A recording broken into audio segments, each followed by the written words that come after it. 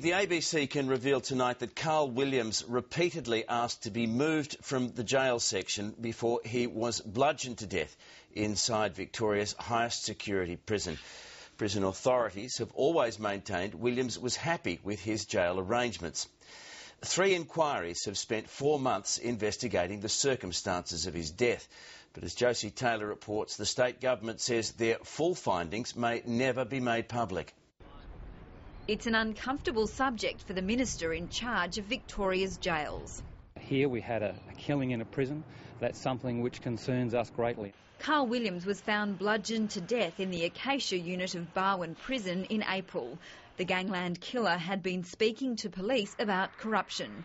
And before he died, Carl Williams repeatedly asked authorities to move him to a separate area of the high security unit. They refused. The latest request was about 1 week before his death. This contradicts the response from Corrections Victoria the day after Carl Williams died. As far as we were aware, there was nothing that was giving us concern.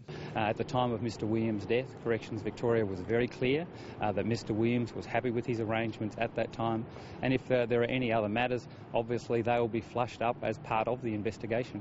Corrections Victoria won't say why Carl Williams' requests to be moved within the prison were denied.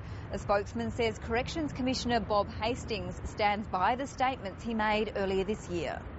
But 4 months after Carl Williams was killed, 3 official inquiries into the circumstances surrounding his death remain secret, and the government says the full findings won't ever be made public.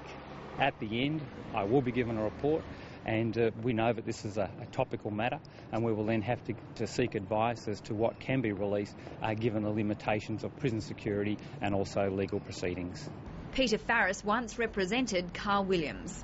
You'd have to conclude at this point in time there's been a massive government cover-up, largely I think because an election's coming up. He was apparently in the safest unit, in the safest prison in Victoria, yet he's still dead. This is really suspicious, and the public has a right to know exactly what went on. But just when the public will is unclear. Josie Taylor, ABC News, Melbourne.